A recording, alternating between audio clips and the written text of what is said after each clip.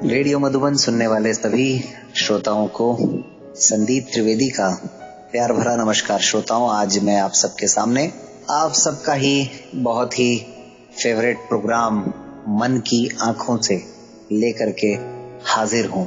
और दोस्तों, आज का प्रोग्राम निश्चित रूप से मन की आंखों से जो बात हम कहते हैं उसकी मिसाल पेश करेगा। और ये मन की आंखें ऐसी हैं जो तन की आंखों पर भारी हैं। जी, मैं बात कर रहा हूं मिस्टर प्रणीत गुप्ता की, जो कि महाराष्ट्र से हमारे बीच में है। एक युवा हैं, विद्यार्थी हैं। हाल ही में उन्होंने 12th पास की है सीबीएसई बोर्ड से। लेकिन प्रणीत, ये सब बातें तो अपनी जगह हैं ये, लेकिन ये प्रणीत जाने किस लिए जाते हैं? श्रोताओं, प्रणीत के पास वो खूबी है, वो टैलेंट है जो शायद अच्छों के पास नहीं होता है। प्रणीत, जिसको हम मैथमेटिक्स बोलते हैं, अंक गणित, और उसमें भी जोड़ और घटाना जो हम बोलते हैं आम भाषा में, उसमें ये ऐसे कारनामे कर चुके हैं कि ये आप सबको शायद यकीन नहीं होगा। इन्हें एबेकस में वर्ल्ड चैंपियन का पुरस्कार मिल चुका है 2 बार, एक बार दिल्ली में, एक बार दुबई में। ये सब बातें ये खुद ही बताएंगे अपने मुंह से। तो आइए हम स्वागत करते हैं प्रणीत गुप्ता जी। रेडियो मधुबन के सभी श्रोतागण का मैं आभार प्रकट करता हूं और उन्हें बहुत बहुत नमस्कार करता हूं। जी प्रणीत भाई, तो हमारे श्रोताओं को थोड़ा सा अपने बारे में विस्तार से बताइए। जी, तो सभी को पुनः एक बार बहुत बहुत नमस्कार। मैं प्रणीत कुमार गुप्ता फ्रॉम औरंगाबाद, महाराष्ट्र, और अभी तो मैं फिलहाल विद्यार्थी हूं और 12th का एग्जामिनेशन मैंने अभी क्लियर किया है। दोस्तों, एक बात यहाँ बता देना चाहूँगा कि मैं अभी 11th 12th जब मैंने किया तो वो कॉमर्स फील्ड से मैंने पूर्ण किया है। जहाँ तक जो छात्र देख नहीं सकते उन्हें कॉमर्स से थोड़ा सा डर लगता है, ऐसा मैंने महसूस किया है। बट मैंने जब कॉमर्स से पढ़ाई की है तो आज मैं ये फक्र से कह सकता हूँ कि कॉमर्स भी हमारे लिए ज़्यादा मुश्किल नहीं है। उसके बाद ये सब एकेडमिक स्टडीज़ के साथ साथ मैंने अदर करिकुलर एक्टिविटीज़ मैं करता रहता हूँ, जिसमें अबेकस में मुझे वर्ल्ड चैंपियन का अवार्ड 2 बार मिला है, जैसा सर ने बताया। तो मुझे गणित से बहुत लगाव है और मैं सोचता था कि गणित में अपने को कुछ तो अच्छा करना चाहिए, बट ब्रेल लिपि में जो गणित के साधन हैं वो लिमिटेड है। तो मैंने सोचा कि क्यों ना कुछ अलग ट्राई किया जाए और मेरी रुचि एबेकस में बढ़ गई। फिर मेरे टीचर श्वेता दायमा मैडम, जिन्होंने मुझे ट्रेन किया, मुझे हाथ लगाकर उन्होंने सब कुछ पढ़ाया, सिखाया। वो फ्रेम कैसे हैंडल की जाती है, उसके बाद विजुअल कैलकुलेशन कैसे किया जाता है, और फिर मैंने अलग अलग नेशनल स्टेट के कंपटीशन में हिस्सा लिया। और फिर अंतिमतः मेरा जो चुनाव है वो इंटरनेशनल कंपटीशन के लिए इंडिया को रिप्रेजेंट करने के लिए हुआ। दोस्तों, एक बात विशेष मैं बताना चाहूंगा कि इस कंपटीशन में कोई भी दृष्टिबाधित छात्र मेरे अलावा नहीं था। ओहो, क्या बात है! पूरे वर्ल्ड में सर 56 कंट्रीज के स्टूडेंट्स वहाँ उपलब्ध थे और लगभग 5000 स्टूडेंट्स थे, बट मैं अकेला उसमें ब्लाइंड था जी। और किसी को विश्वास ही नहीं हो रहा था कि मैं इंडिया को रिप्रेजेंट कर रहा हूँ जी। और इसमें ऐसी एक बात है कि मेरे साथ और एक बंदा था जो कि नॉर्मल था, क्योंकि किसी को भरोसा नहीं हो रहा था कि एज अ दिव्यांग स्टूडेंट मैं ये कर पाऊंगा या नहीं। हाँ जी।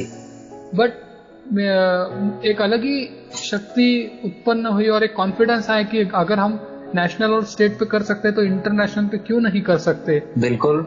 और दूसरी बात, हमारे ही देश में स्पर्धा हो रही थी तो फिर तो बात ही अलग थी, फर्स्ट टाइम जी।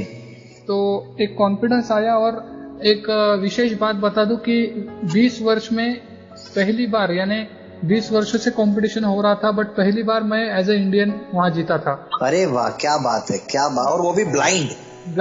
अरे वाह, बहुत खूब प्रणीत भाई। सचमुच मतलब बहुत ही प्रेरणा मिल रही है आपसे बात करके।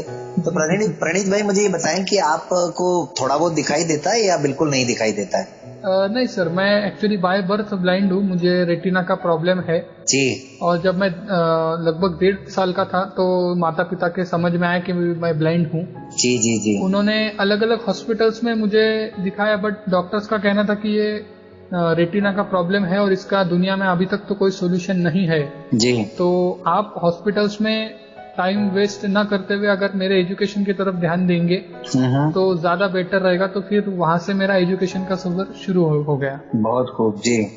प्रणीत भाई, जब घर वालों को पता लगा इनिशियली आपके ब्लाइंडनेस के बारे में जी, तो क्या रिएक्शन था मम्मी पापा का? कभी बताते हैं वो आपको, क्योंकि आप तो बहुत छोटे रहे उस समय? जी जी, इसका एक किस्सा है कि जब मैं, क्योंकि मेरे 2 ब्रदर्स है जो दोनों नॉर्मल है जी जी जी। और हमारा जो पूरा समाज है उसमें कोई भी दिव्यांग स्टूडेंट नहीं है जी। या कोई व्यक्ति दिव्यांग नहीं है जी। तो एक पहला एक्सपीरियंस था जी। और अब आज से 19 साल पहले आप समझ सकते हैं कि उस समय इतना डेवलपमेंट नहीं था और हम गांव से आते थे। जी जी जी। तो उन्हें भी ऐसा बहुत शौक हुआ क्योंकि वो मुझे नॉर्मल स्टूडेंट्स की तरह छोड़ देते थे या फिर कुछ बॉल फेंक कर मुझे पकड़ के लाने को बोलते थे। जी। तो वो मैं धड़क जा, मतलब किसी टेबल को मैं धड़क जाता था या कुछ भी हो जाता था। ओके। तो उन्हें जब शौक लगा तो फिर उन्होंने आपके जैसे जो अलग अलग संस्था है महाराष्ट्र में मौजूद है जी। उनसे कांटेक्ट किया और फिर मेरे बारे में बातचीत किया और उन्होंने पॉजिटिवली सोचा। वो मेरे लिए आज बहुत ही अच्छी चीज है। क्या बात है जी। क्योंकि अगर वो पॉजिटिव नहीं रहते तो आज मैं इतना आगे और आपको इंटरव्यू नहीं दे रहा होता। ये बिल्कुल सही कह रहे हैं आप। तो प्रणीत भाई, पापा क्या करते हैं आपके? जी, मेरे पापा इंजीनियर है, सिविल इंजीनियर। और मदर? मदर हाउसवाइफ है। Okay okay. और दोनों ब्रदर आपसे बड़े हैं? नहीं सर, एक ब्रदर मेरे से बड़े, वो भी अभी इंजीनियर बन गए हाल ही में। अरे वाह जी। और मेरे छोटे ब्रदर अभी स्कूल में। अच्छा, तो प्रणीत भाई आपने शुरू से स्पेशल स्कूल में पढ़ाई की है या नॉर्मल बच्चों के साथ पढ़ाई की है?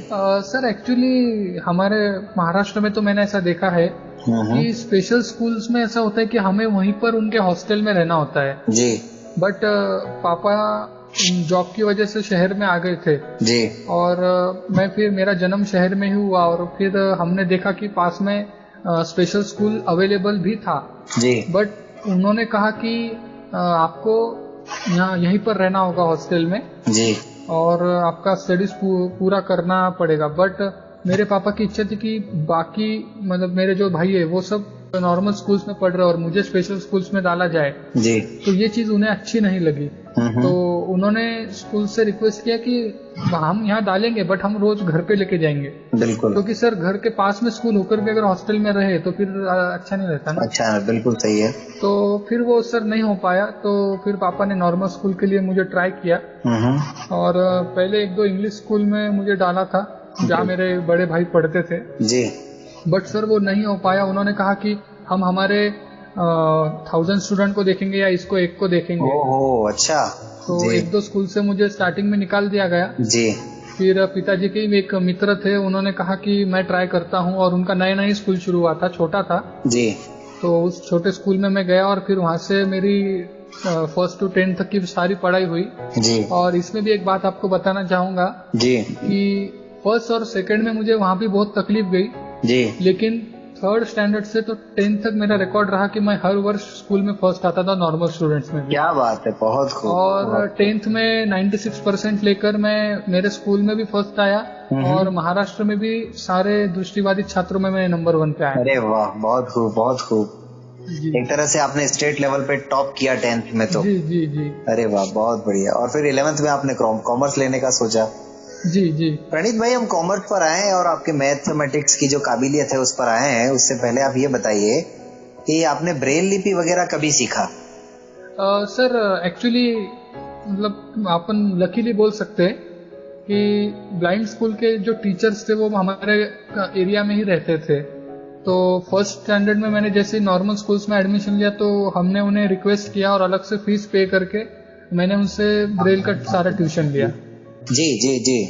और फिर मैंने लगभग 7th स्टैंडर्ड तक, 1st से 7th स्टैंडर्ड तक थोड़ा बहुत उनसे ब्रेल सीख लिया और 7th तक मेरा ब्रेल लगभग पूरा हो गया था। जी, पूरी तरह से मतलब आप 7th में ब्रेल सीख गए थे? जी जी।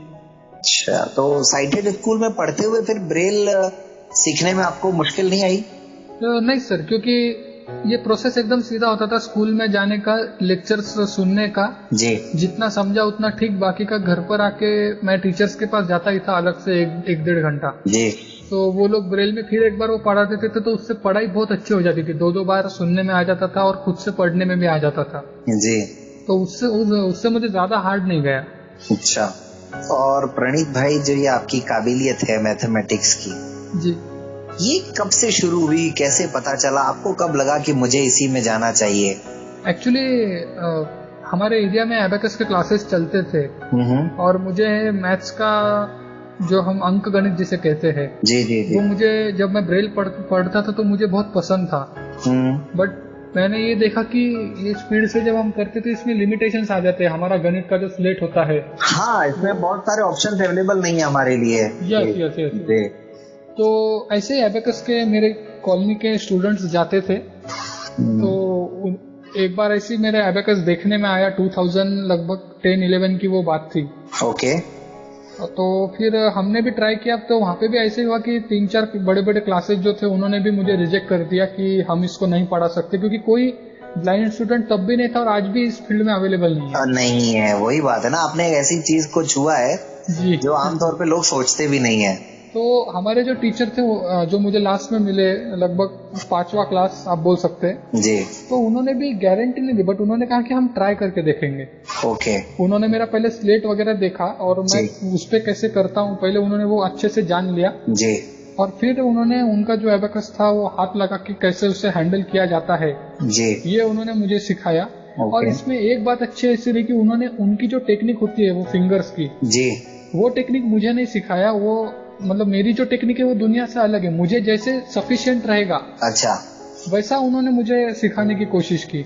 ओके। यानी जो उसके रूल्स एंड रेगुलेशंस होते हैं कि आपको ऐसे ही पकड़ना होगा, आपको यही सब करना होगा, जी जी जी, इससे अलग होकर उन्होंने मुझे पढ़ाया। जी, और इसका फायदा ये हुआ कि हमारी क्या जरूरत है, हमारी वो क्या गरज है वो उन्हें समझ में आया।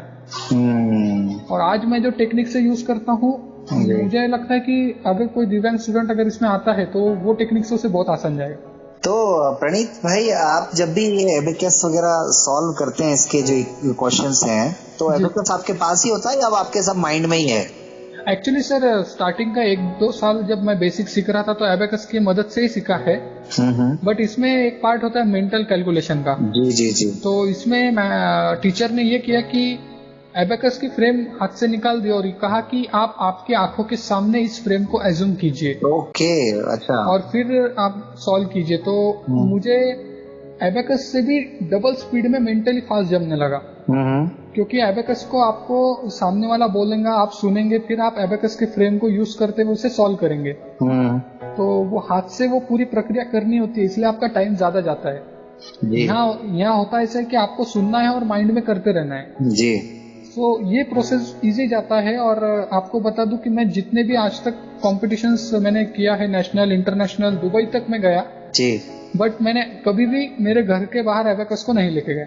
अच्छा, क्या बात है। मतलब अब तो एबेकस एक तरह से हम ये कह सकते हैं कि प्रणीत के दिमाग में ही है। बराबर। तो प्रणीत भाई जी, आपको मतलब इसमें असिस्टिव डिवाइसेस में या इस तरह की कोई हेल्प मिली या ब्रेल लिपि में किसी तरह की एबेकस या मैथमेटिक्स को आगे पढ़ने में? नहीं सर, ब्रेल में ऐसा कोई साधन तो उपलब्ध नहीं है इनके। तो जितना वो उनके क्लास के थ्रू जितनी मदद हुई उतना ही हो सका। और एक तरीके से जब मैं 8th स्टैंडर्ड में आया तो मैंने ब्रेल को भी थोड़ा बाजू में करना शुरू किया, क्योंकि ऑडियो बुक्स हमारी तरफ का उसका चालान बढ़ने लगा जी।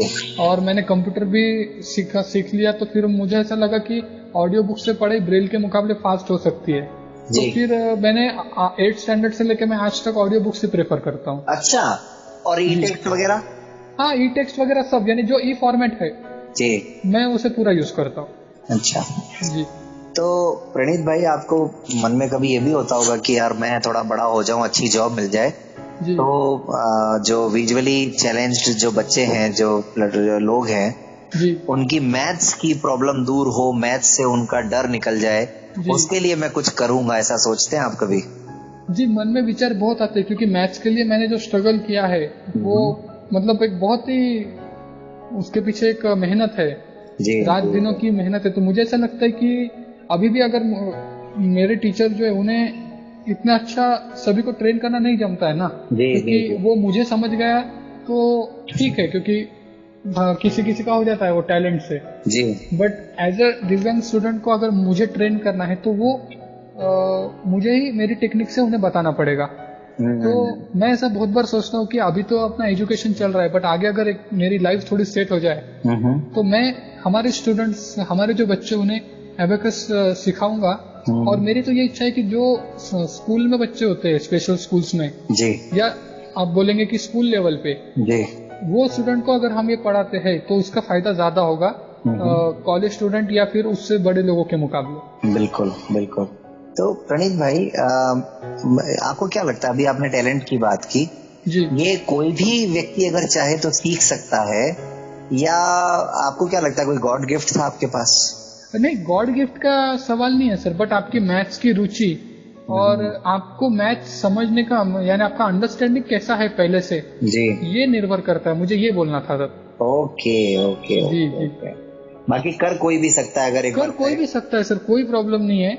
और इसमें मुझे एक चीज मैं हमेशा कहता हूँ कि जैसे हम टेक्निक वापरते हैं वैसा आप मत यूज कीजिए, आपको जैसा करना है वैसा कीजिए। हम हमारी आपको बताते हैं, इसमें आप कुछ चेंजेस भी अगर करते हैं तो ये बहुत अच्छी बात है। हाँ, मतलब आपको क्या सूट करता है। जी जी। तो प्रणीत, कभी आपने जो अलजेब्रा और जो ज्योमेट्री वगैरह होता है उसमें भी हाथ आजमाने की कोशिश की या नहीं? एक्चुअली जब मैं स्कूल में पढ़ता था तो मुझे भी बहुत इच्छा थी कि 9th-10th में अलजेब्रा ज्योमेट्री के सब्जेक्ट लेने थे जी, बट उसका प्रॉपर टीचिंग मेरे समय अवेलेबल नहीं था। ओके। और होगा भी तो मुझे उसकी जानकारी उस टाइम नहीं थी, तो मेरा वो एक रह गया कि मुझे तब सीखने को नहीं मिला। और यहाँ महाराष्ट्र में ऐसा रूल है कि 7th का मैथ आप 10th में ले सकते हैं। तो इस रूल की वजह से होता यह है कि जो टीचर्स है वो एफर्ट्स लेना नहीं चाहते। ओके। मुझे ये बहुत बुरा लगता है कि मैंने साउथ में देखा है, साउथ में मैं 1-2 स्कूल्स विजिट किया था हैदराबाद साइड में जी जी, तो वहाँ टीचर्स अलजेब्रा ज्योमेट्री पढ़ाते हैं। ओके। बट दुख की बात यह है कि मेरा तब 10th हो चुका था। Okay okay. अभी आपके मन में ये कसक तो रही गई कि अलजेब्रा और ज्योमेट्री भी मैं जी करता तो कितना अच्छा होता। जी जी, वो एक तो छूट गया, अगर वो हो जाता तो एकदम वेल एंड प्रिपेयर काम हो जाता। बिल्कुल बिल्कुल बिल्कुल। तो प्रणीत भाई, ये 11th में फिर आपने कॉमर्स का भी पहले ही तय कर रखा था? नहीं सर, मुझे आर्ट ही लेना था, क्योंकि हमारे जितने भी भाई बहन है वो आर्ट में जाते हैं, ये मैंने सुना था जी जी। और एक प्रकार का वो डर मुझे भी लग रहा था जी। बट 10th के बाद ऐसे ही 1-2 व्यक्तियों से मेरी मुलाकात हुई और उन्होंने मेरा एबेकस का टैलेंट देखा, तो उनका ऐसा कहना था कि आप कॉमर्स में आजमाइए आपका टैलेंट। और उन्होंने कॉमर्स से जो भी स्टूडेंट पास आउट हुए उनसे मेरी पहचान करा के दी जी। और हमने कम्युनिकेट किया, तो मुझे ऐसा समझा कि इनके पास एबेकस का टैलेंट ना होते हुए भी अगर ये कॉमर्स में अच्छे खासे अंक ला सकते हैं तो हम तो इनसे काफी बेहतर है। तो फिर ये देखकर मुझे जीवन में रिस्क लेना बहुत पसंद है जी। बहुत बढ़िया। तो मैंने सोचा चलो एक रिस्क लिया जाए, 11th एटलीस्ट ट्राई करते हैं, अगर ना जमे तो अपन 12th में वापस आर्ट में आ जाएंगे जी। तो मैं उतरा कॉमर्स में और फिर 11th में मुझे अकाउंट्स वगैरह बहुत पसंद आने लगा, क्योंकि जो मैं एबेकस में करता था वही उसमें कैलकुलेशंस होता था। बिल्कुल बिल्कुल। थोड़ा सा लिखने का पार्ट अगर छोड़ देते तो बाकी सब सेम ही था। तो क्योंकि कॉमर्स ऐसी फील्ड है जहाँ पे अलजेब्रा ज्योमेट्री का फॉर्मेट ज्यादा नहीं होता है, बिल्कुल बिल्कुल ना के बराबर होता है जी हाँ जी हाँ जी। तो उससे मुझे वो ज्यादा पसंद आने लगा और फिर आज भी मेरा अकाउंट्स में मुझे अच्छे से जम जाता है। तो अकाउंट्स बोलते हैं बहुत टफ होता है, आपके अकाउंट और इसके अलावा 2 सब्जेक्ट और क्या क्या थे कॉमर्स में? जी, एक अकाउंट्स होता है, एक organisation of commerce and management जिसे हम कहते हैं जी जी जी जी, और एक मैथ्स होता है। ओके, तीसरा मैथ्स था जी। और मैथ्स को मैंने ऑप्शन ले लिया था क्योंकि मेरा 9-10 का अलजेब्रा ज्योमेट्री का बेस नहीं था अलजेब्रा का। Okay okay. तो मैंने मैथ्स को ऑप्शन कर ले लिया, एसपी करके, सेक्रेटरियल प्रैक्टिस जी जी जी जी जी जी। तो अकाउंट्स मैंने सुना है कि काफी टफ होता है। प्रणीत भाई, आपने कैसे किया अकाउंट्स को? एक्चुअली सर, अकाउंट्स टफ नहीं, अकाउंट्स का जो बेसिक है जी, वो अगर प्रॉपर कोई भी दृष्टिबाधित स्टूडेंट को सिखा दिया जाए जी तो उसके लिए भी अकाउंट्स कुछ भी नहीं है। जैसा अकाउंट्स में हम लोग देखते हैं कि डेबिट और क्रेडिट, लेफ्ट साइड में डेबिट होता है, राइट साइड में क्रेडिट होता है, जी और उसका कोई अकाउंट टी फॉर्म में बनता है या कोई अलग अलग फॉर्म में बनता है। तो अगर एक प्रॉपर गाइडेंस मिल जाए कि इसको ऐसे ऐसे ही करना है, तो वो कोई भी दृष्टिबाधित स्टूडेंट अपनी आंखों के सामने उसे एज्यूम करके टीचर बोर्ड पे क्या लिख रहा है जी वो कर सकता है। जैसे कि टीचर ने अगर कहा कि सेल क्रेडिट में लिखो, तो अपना बच्चा एज्यूम कर सकता है कि क्रेडिट है ना राइट साइड को, तो वो टीचर बोर्ड पे राइट साइड को लिख रहा है। बिल्कुल बिल्कुल। और थोड़ा लिमिटेशन इतना ये है कि हमारे ध्यान में नहीं रहता है कि वो क्या क्या लिख रहे हैं, क्योंकि सामने वाला बोर्ड के देखता रहता है जी। बट अगर कोई टीचर हमें 2-2, 3-3 बार रिपीट करे जी तो ये चीज भी हमारे लिए अवगढ़ नहीं, क्योंकि हमारा ग्रास्पिंग पावर बहुत अच्छा होता है। बिल्कुल बिल्कुल बिल्कुल। और कैलकुलेशन के लिए थोड़ा सा, मेरा तो एबेकस है तो मुझे नहीं जाता है, बट हमारे स्टूडेंट को अगर कैलकुलेशन का पार्ट थोड़ा अच्छे से कवर कर लिया जाए पहले जी तो कॉमर्स भी कुछ हार्ड नहीं है। प्रणीत भाई, मुझे ये बताइए कि अभी तक आपको कौन कौन से अवार्ड्स मिल चुके हैं, कहाँ कहाँ आप जा चुके हैं अपने इस टैलेंट की बदौलत? जी, मैं एबेकस में तो दिल्ली और दुबई मैंने 15 और 16 में किया जी। उसके बाद मैं आपके तरफ राजस्थान में भी 2 बार आ चुका हूँ, जयपुर में नेशनल कंपटीशन को, और गुजरात लगभग मैं पूरा आधा इंडिया में घूम चुका हूँ। और अवार्ड्स कौन कौन से मिल गए आपको? जी, और इसके साथ मैंने 2017 में हैदराबाद में मैथ जीनियस अवार्ड का एक कंपटीशन हुआ था जी। उसमें मैंने पार्टिसिपेट किया था और उसमें वर्ल्ड रिकॉर्ड बनाने के थे जी। तो वहाँ मैंने 7 वर्ल्ड रिकॉर्ड क्रिएट किए हैं। अच्छा। जैसे आप बोल सकते हैं कि 6,50,137 ऐसे प्लस माइनस में आपको 40 करने थे। अच्छा। ऐसे 40 नंबर प्लस माइनस में करने थे और विद इन 3 सेकेंड्स उसका आंसर देना होता है। अरे बाप रे बाप, गजब, क्या बात तो है। ऐसे अलग अलग टाइप के मैंने 7 रिकॉर्ड वहाँ बनाए और मुझे India's got talent math genius award 2017 वहाँ दिया गया। ओहो, क्या बात है जी। और इसी के साथ मैंने एक बार इंदौर यूनिवर्सिटी में बतौर चीफ गेस्ट पे यूनिवर्सिटी स्टूडेंट्स को गाइड भी किया है। ओहो, अच्छा, मोटिवेशनल लेक्चर। और 2017 में किया, यानी मैं एज ऑफ 16 में किया मैंने वो। जी जी जी एक जी। अलग ही अनुभव था उस टाइम। आज 16 में 17 को पढ़ा रहे थे। जी जी जी जी जी। और उसके साथ साथ सर एक्चुअली मैं म्यूजिक में भी मुझे पसंद है म्यूजिक। क्या बात है, अच्छा, बहुत खूब। मैं तबला विशारद मेरा पूर्ण हो चुका है। बहुत बढ़िया। और हारमोनियम के भी गांधीनगर महाविद्यालय से 5 परीक्षा में उत्तीर्ण कर चुका हूँ जी। अलग अलग प्रोग्राम में ऑर्केस्ट्रा या फिर कोई भी क्लासिकल प्रोग्राम्स हो तो मैं वहाँ जाता रहता हूँ। अच्छा। और परफॉर्मेंस भी देता रहता हूँ। तो आपने अपनी भी कोई टीम बना रखी है ऑर्केस्ट्रा की, या आप?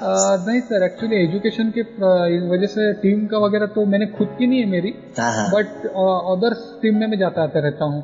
Okay okay.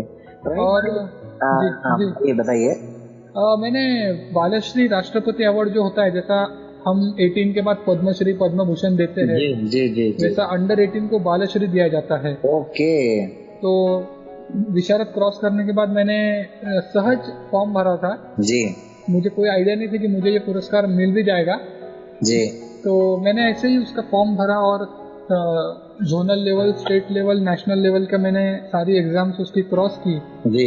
और 2016 के बैच का बालेश्वरी राष्ट्रपति अवार्ड मुझे 2019 में घोषित हो चुका है। जी, क्या बात है जी। बहुत खूब प्रणीत भाई, बहुत जबरदस्त मतलब इंफॉर्मेशन आपने शेयर की, और वाकई में आपके टैलेंट को सलाम करता है रेडियो मधुबन भी। श्रोताओं, आप सुन रहे हैं रेडियो मधुबन 90.4 FM, सुनते रहो, मुस्कुराते रहो। तो प्रणीत भाई जी, अभी आपने बात की, आपने रिकॉर्ड्स बनाए, तो कुछ बातें हमारे भी जहन में, कुछ प्रैक्टिकल बात कर ली जाए आपसे, हम कुछ पूछें? जी जरूर।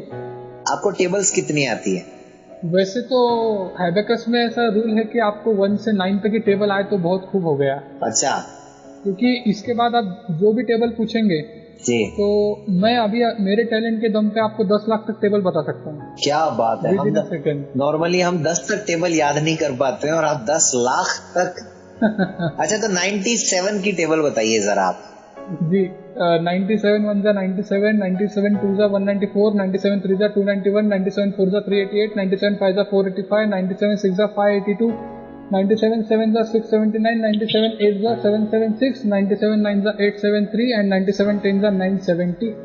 क्या बात है, हेड्स ऑफ प्रवीण भाई, गजब। आप कुछ प्लस माइनस की बात हो जाए।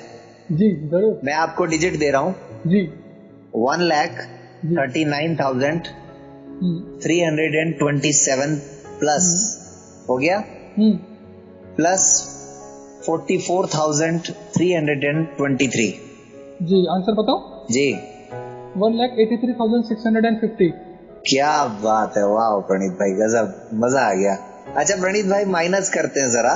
जी 17,17,973 minus 9,77,727। 7,40,246। Oh my goodness, wow, क्या बात है प्रणीत भाई। मुझे लगता है इससे ज्यादा मैं भी आपसे शायद कुछ नहीं पूछ पाऊंगा और हमारे श्रोताओं को भी यकीन हो गया होगा आपके इस टैलेंट के बारे में, क्योंकि ये प्रैक्टिकली थोड़ा सा जानना जरूरी था। प्रणीत भाई, एम्बिशन क्या है लाइफ में आपका? एक्चुअली सर अभी तो मैं सीए का स्टडी कर रहा हूँ। ओके। कॉमर्स में जब मैंने एंटर किया तो मैंने सोचा अपन सीए के लिए भी ट्राई करेंगे, क्योंकि चार्टर्ड अकाउंटेंट ब्लाइंड में बहुत कम लोग हुए हैं जी। तो मुझे जीवन में अलग अलग कुछ अलग करने की इच्छा रहती है जी। तो मैंने अभी फिलहाल सीए के लिए ट्राई करना शुरू किया है और आगे इसमें मैं आगे बढ़ना चाहता हूँ और खुद का एक बिजनेस स्टार्ट करना चाहता हूँ। बहुत खूब प्रणीत भाई, बहुत खूब। तो प्रणीत भाई, अभी फैमिली में कोई दुखी तो नहीं है आपकी ब्लाइंडनेस को लेकर के, कि सब खुश हैं? सर आज हमारे समाज में मैं सबसे टॉप पर हूँ तो आप समझ सकते हैं कि कौन दुखी है और कौन सुखी है। चलिए प्रणीत भाई, बड़ा मजा आया आपसे बात करते करते। लास्ट में आप अपने सुनने वालों को, हमारे श्रोताओं को, और खासकर जो बच्चे अभी जो 7th standard, 9th standard, 6th standard में जो बच्चे पढ़ रहे हैं और जो विजुअली चैलेंज बच्चे हैं, वो आपको अगर सुन रहे हैं या उनके पेरेंट्स आपको सुन रहे हैं, तो उनको आप क्या मैसेज देना चाहेंगे? फर्स्ट ऑफ द थिंग, मैं पेरेंट्स से एक ही चीज कहूंगा कि अगर आपको पॉसिबल हो तो आप आपके स्टूडेंट को नॉर्मल स्कूल में पढ़ाइए। ओके। इसका रीजन ये होता है कि अगर हम स्टार्टिंग से नॉर्मल स्कूल में पढ़ते हैं जी, तो जो ब्लाइंड बच्चा होता है उसे पता होता है कि नॉर्मल लोगों के साथ कैसे उठना बैठना है, बिल्कुल सही है, कैसे खाना पीना है, कैसे बातचीत करना है जी। और जो नॉर्मल स्टूडेंट या टीचर्स होते हैं जी, उनके अंदर भी एक अवेयरनेस तैयार होता है कि नहीं, ये स्टूडेंट भले ही थोड़े अलग क्यों ना हो बट ये सबके साथ रह सकते हैं। बिल्कुल सही कहा आपने, सबके साथ जी सकते हैं जी। क्योंकि आज मेरे स्कूल में एक अलग ही मेरा मिजाज है और वो मुझे एक नॉर्मल व्यक्ति की तरह ही ट्रीट करते हैं। ये बहुत जरूरी है प्रणीत भाई जी। तो ऐसा अगर पेरेंट्स कर सके, पेरेंट्स में एक अवेयरनेस निर्माण होना चाहिए, ये मेरा आग्रह रहता है। दूसरी बात, जो शॉर्टकट गवर्नमेंट ने उपलब्ध करा के दिए है 7th 8th 9th 10th, जो भी मैथ्स के लिए हो या और कोई सब्जेक्ट के लिए जी, तो ये शॉर्टकट न अपनाते हुए अगर हो सके तो जी, रिकॉर्डिंग क्लब हो या और अन्य जितने भी संस्थाएं हो, इन सब संस्थाओं की मदद लेकर एक वातावरण तैयार करना चाहिए, एक अवेयरनेस निर्माण करना चाहिए और नॉर्मल अलजेब्रा, ज्योमेट्री या जो भी नॉर्मल सब्जेक्ट है नॉर्मल स्टूडेंट्स के जी, उसके साथ साथ ही आगे बढ़ना चाहिए जी। और स्टूडेंट्स में कभी भी शॉर्टकट नहीं अपनाना चाहिए, एक अवेयरनेस होना चाहिए और जो निगेटिव भावनाएं आती है वो निकाल देनी चाहिए। बहुत खूब प्रणीत भाई, बहुत। क्योंकि हम भले ही दूसरों से अलग है लेकिन हम दूसरों के साथ बनकर जी सकते हैं। बहुत बढ़िया, बहुत खूब। और सर जाते जाते एक ही लाइन में कहूंगा जो मेरे जीवन का एक मोटिव रहा है जी, कि तैयारी इतनी खामोशी से करो जी, तैयारी इतनी खामोशी से करो कि सफलता पाने पर दूसरों के लिए मिसाल बन जाए। क्या बात है, वाह वाह, जबरदस्त, बहुत खूब प्रणीत भाई, बहुत बहुत शुक्रिया। आपने रेडियो मधुबन को समय दिया और इतनी इंटरेस्टिंग और अपने टैलेंट के बारे में भी बताया। तो रेडियो मधुबन के सभी श्रोताओं का भी मैं फिर एक बार आभार व्यक्त करना चाहूंगा और आपका भी, आपने मुझे आज इनवाइट किया और मुझे बोलने की एक संधि दी और एक महाराष्ट्र से बाहर आज मैं पहली बार इंटरव्यू कर रहा हूँ तो वो मौका आपने मुझे दिया, इसलिए रेडियो मधुबन, ये तो हमारे साथ बहुत बहुत धन्यवाद। हमारे साथ यादें जुड़ गई आपकी, इसका मतलब आप जब भी कहीं इंटरव्यू देंगे ये जरूर याद करेंगे आप। चलिए प्रणीत भाई, आपने जो भी लाइफ में सोचा है वो आपको मिले, हम यही दुआ करते हैं, कामना करते हैं। All the best for your best future. Thank you so much, thank you so much. तो श्रोताओं, ये थे प्रणीत गुप्ता महाराष्ट्र से। आपने सुना इनको भी और इनके टैलेंट को भी। अगर आपकी कोई भी प्रतिक्रिया हो, अगर नहीं बल्कि होनी चाहिए इस प्रोग्राम पर, तो आपकी प्रतिक्रियाएं, आपके सुझाव 9414151415 पर जरूर दीजिएगा। आप रेडियो मधुबन का ऐप इंस्टॉल कर लीजिए प्ले स्टोर से, रेडियो मधुबन के नाम से ही है। यदि आप मेल करना चाहें तो भी कर सकते हैं info@radiomadhuban.in पर।